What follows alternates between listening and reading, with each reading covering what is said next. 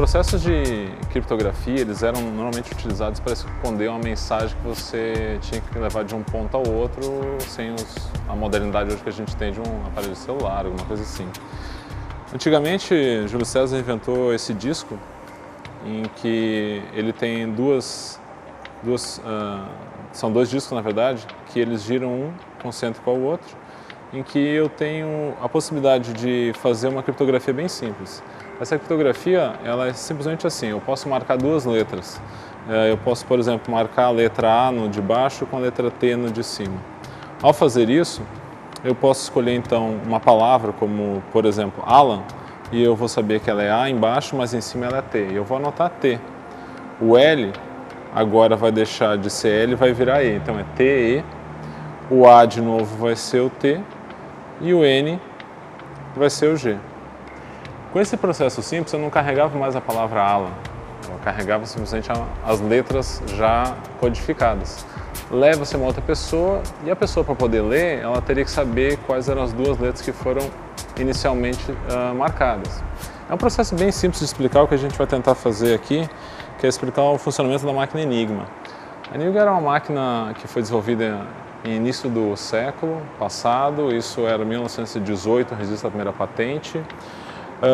Se vocês olharem aqui, isso aqui é uma máquina parecida com a máquina de escrever antiga, para quem já conheceu uma delas. Ela pesa 6 kg, ela é um pouco mais pesada que uma máquina de escrever. Ela é dotada de um teclado bastante pesado. Eu tenho que fazer muita força para poder pressionar uma tecla. E tem um segundo teclado aqui, um visor, em que cada vez que eu pressiono uma tecla aqui, sai uma letra lá em cima com uma iluminação, que seria a inserção da mensagem, e aqui nós teríamos então a codificação dessa mensagem. Essa máquina, ela foi usada pela Luftwaffe, que seria a Força Aérea Alemã. Nós sabemos disso pela etiqueta que ela existe de identificação aqui. A letra A indica isso, e aqui nós temos o número de série e o fabricante dela. Pelo tipo de máquina, acredita-se que ela tenha sido usada em meados da guerra, em 1942. Esse tipo de máquina era um tipo de máquina com 3 rotores.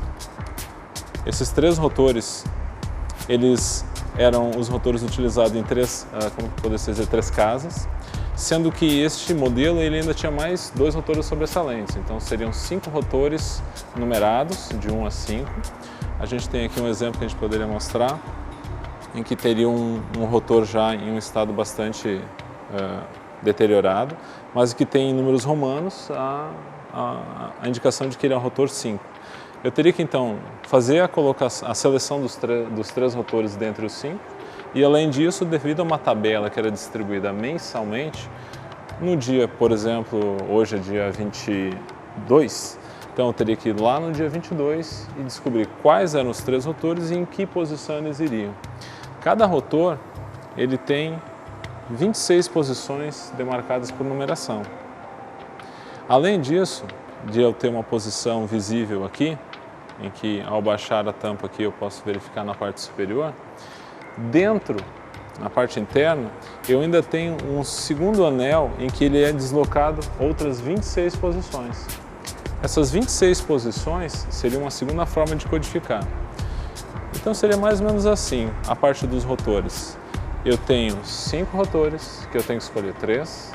Destes 3 que eu vou escolher, eu tenho que ainda saber quais as posições possíveis das 3 aqui.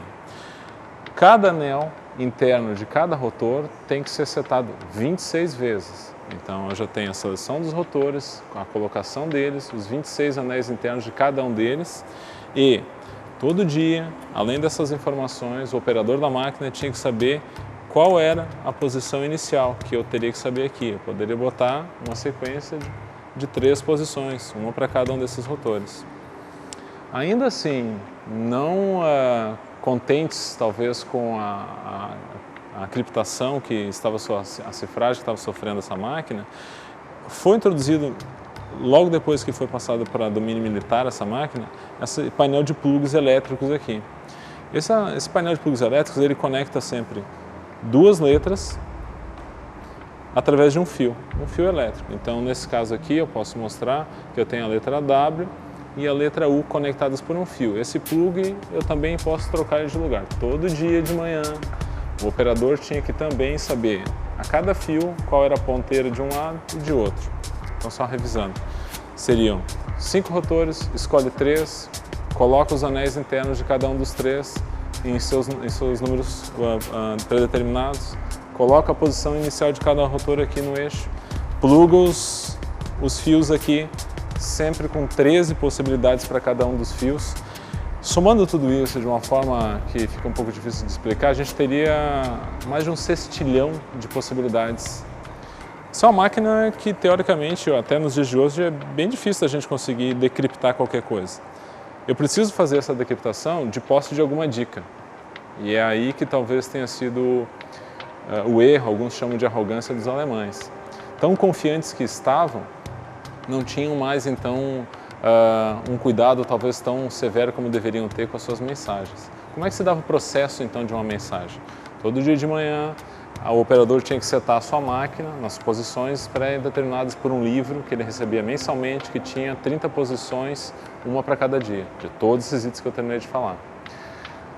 Se um oficial viesse tentar transmitir uma mensagem, ele passava para o operador essa mensagem, então, seria digitada por um operador e uma segunda pessoa, ela tinha que anotar todas as letras que iriam aparecer no painel luminoso. De posse dessa já mensagem criptografada, se dirigiu ao operador de rádio, e o operador de rádio, de posse de um telégrafo original como este, ele tinha que passar essa mensagem já cifrada, letra a letra, em código Morse. Então ele tinha que pegar e passar cada uma daquelas letras cifradas por rádio para o outro posto que deveria receber a mensagem. Do outro lado, fazia esse processo inverso. Ouvindo a cifragem, se anotava, convertia para letras e vinha na máquina. Essa máquina deveria ser colocada exatamente na mesma posição que a primeira, conforme o livro que era entregue para cada operador uma vez por mês. Feito isso, ele iria digitar a cifragem aqui e do outro lado ele iria ter então aquela mensagem original digitada pelo oficial que gostaria de ter mandado essa mensagem. Além disso aqui, ser uma máquina por si só muito interessante, tinha algumas outras peculiaridades.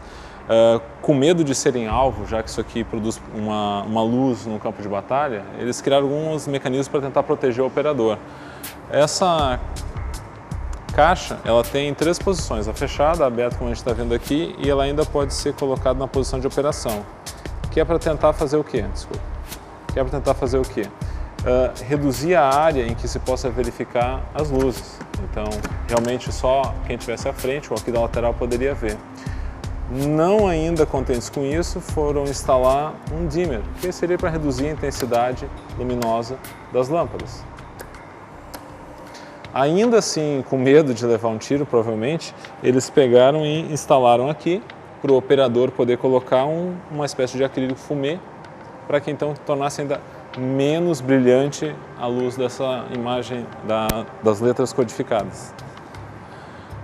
Uma outra peça que a gente tem aqui, eu vou virar um pouquinho para vocês verem, eu não sei se vai dar para ver depois. Isso aqui foi retirado, assim como está, de um iate. O iate dos oficiais alemães é famoso e tem registros fotográficos dele na internet, vocês podem verificar depois. Um dos escritórios de catalogação dos espólios da guerra, em inglês, ele colocou lá como sendo um rotor retirado do iate Grill. Grill era o iate dos oficiais, em que nós temos um dos frequentadores dele é Hitler. E aqui dizia a palavra Hitler. Isso quer dizer que este rotor possivelmente deve ter transmitido instruções dadas diretamente pelo Hitler na Segunda Guerra Mundial.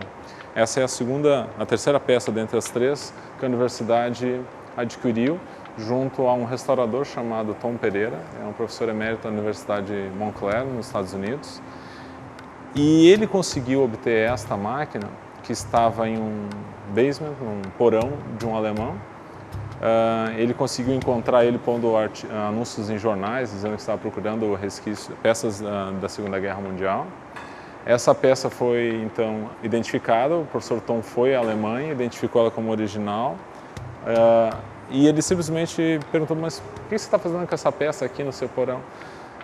Já um senhor muito velhinho, explicou para ele que logo depois da guerra as coisas iam sendo deixadas pelo caminho, né? O pessoal em fuga, e ele olhou isso aqui e pensou, isso aqui um dia ainda vai valer alguma coisa, eu vou guardar comigo.